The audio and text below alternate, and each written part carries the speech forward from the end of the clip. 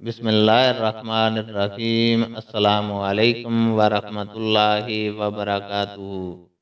حدیث نبوی صلی اللہ علیہ وسلم ہے، جب عثمان رضی اللہ تعالیٰ عنہ نے وضو کیا تو فرمایا، میں تم کو ایک حدیث سناتا ہوں، اگر قرآن پاک کی ایک آیت نازل نہ ہوتی تو میں یہ حدیث تم کو نہ سناتا۔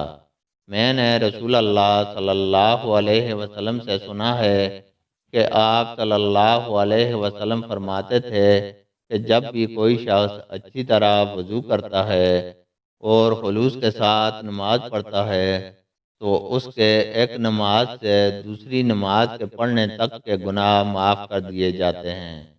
عروہ کہتے ہیں وہ آیت یہ ہے، ان الذین یکتمون ما انزلنا من البینات، جس کا ترجمہ یہ ہے کہ جو لوگ اللہ کی اس نازل کی ہوئی ہدایت کو چھپاتے ہیں جو اس نے لوگوں کے لیے اپنی کتاب میں بیان کی ہے، ان پر اللہ کی لعنت ہے اور دوسرے لعنت کرنے والوں کی لعنت ہے۔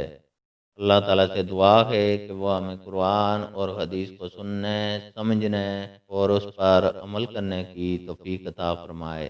آمین۔